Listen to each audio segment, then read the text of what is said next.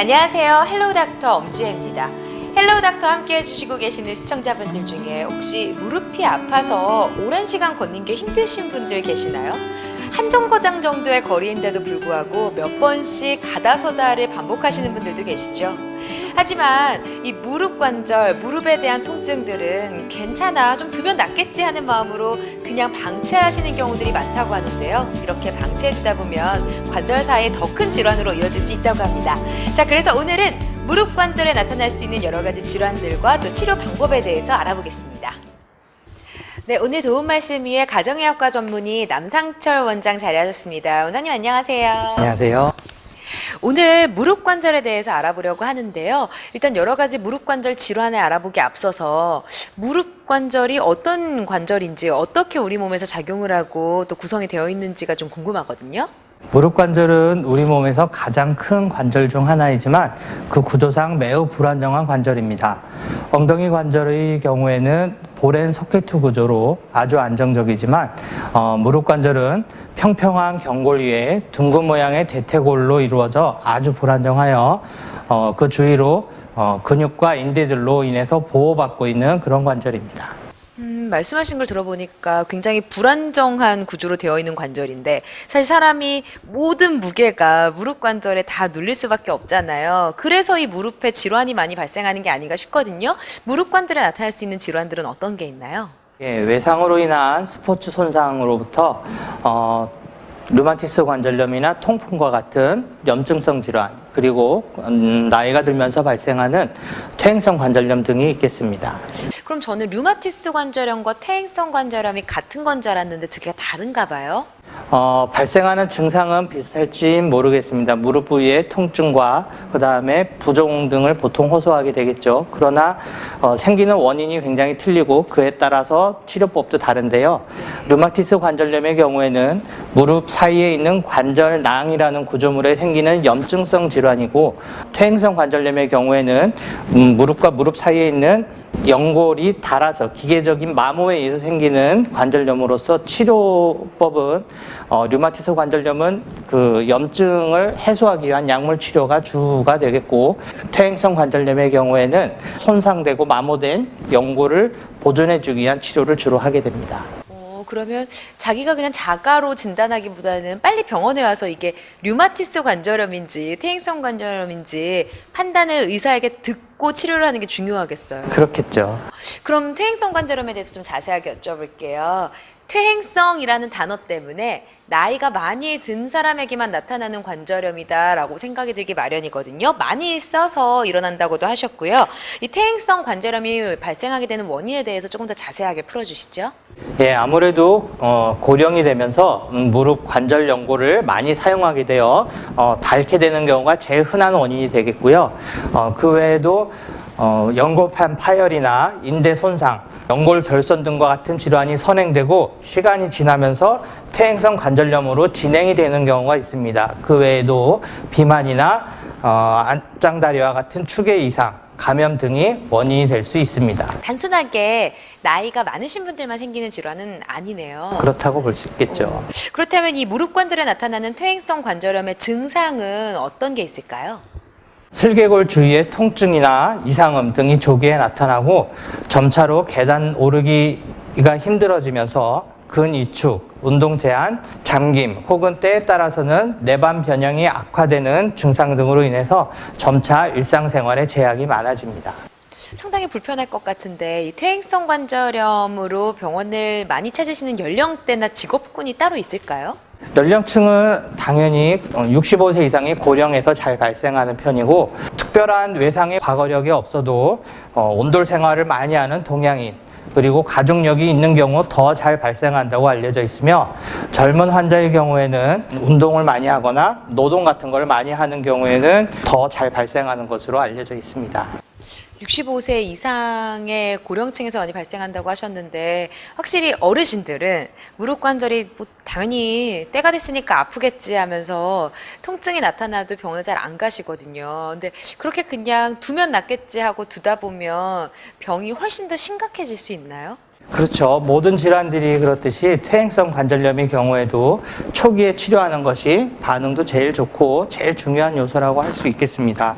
방치할 경우에는 관절 연골에 마모되는 정도가 심해지면서 결국에는 수술적인 치료를 받아야 되는 경우가 많습니다. 그러면요, 제가 궁금한 건 또 무릎이 아픈 게 퇴행성 관절염일 수도 있고, 아까 처음에 말씀하셨던 것 중에 말씀하신 게 내용 중에 있는 것처럼 살이 많이 쪄서 아픈 경우도 있잖아요. 이 퇴행성 관절염과 증상이 비슷한 다른 질환들은 어떤 게 있고 또 어떤 차이점이 또 있는지 설명해 주시죠. 퇴행성 관절염의 진단은 기본적으로 엑스선 검사가 필요합니다. 따라서 평소에 잘 지내다가 갑자기 혹은 점차로 심해지는 무릎 통증이나 부종이 있는 경우에는 일단 병원에 오셔서 엑스선 검사를 받아보는 것이 필요하겠습니다. 자, 그럼 퇴행성 관절염 병원에서 진단과 치료가 어떻게 이루어지는지 궁금하거든요. 우선 진단은 어떻게 이루어지나요? 엑스선 촬영과 신경 체열 검사, 그리고 아까 말씀드린 류마티스 관절염이나 통풍성 관절염과 같은 염증성 관절염의 감별을 위한 기본적으로 피 검사가 시행이 되겠고요. 더 정확한 진단을 위해선 필요할 경우에는 MRI 촬영을 시행할 수도 있습니다. 그럼 통증이 있어서 병원을 찾게 될 경우에 바로 일찍 병원에 찾으신 분들과 또 늦게 찾으신 분들의 치료법에도 차이가 있을 것 같아요. 우선 조기에 발견됐을 때는 어떤 치료가 이루어지나요? 예, 조기에 발견될 경우에는 아무래도 보존적인 치료법만 시행하여도 그 효과가 좋은 경우가 굉장히 많습니다.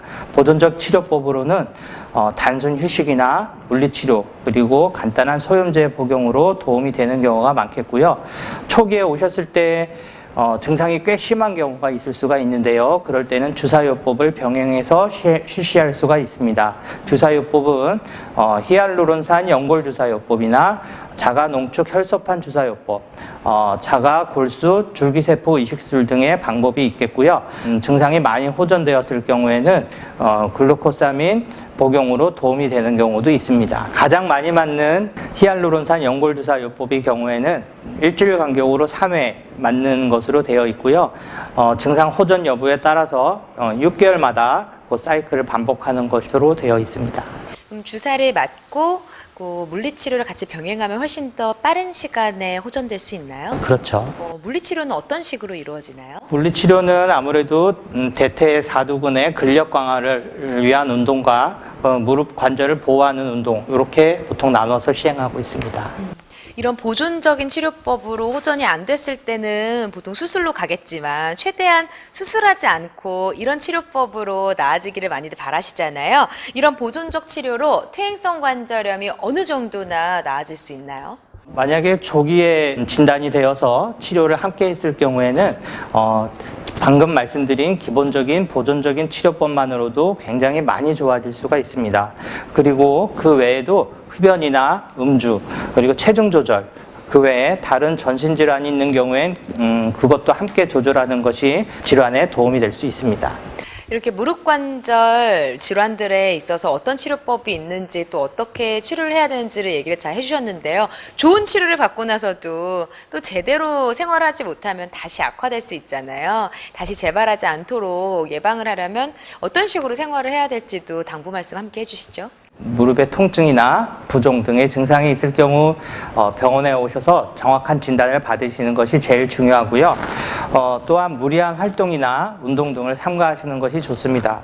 무릎 관절에 도움이 되는 운동은 평지 걷기나 수영, 헬스, 자전거 타기 등 무릎 관절에 충격이 적게 가는 운동을 주로 하시는 것이 좋겠고, 등산이나 테니스, 배드민턴 등 무릎에 충격을 줄 수 있는 운동은 좀 삼가시는 것이 좋겠습니다. 그리고 무엇보다도 아프다 싶으면 빨리 원장님과 같은 전문의를 찾는 게 가장 좋은 방법이겠죠? 그렇겠죠. 네, 오늘 좋은 말씀 감사합니다. 감사합니다.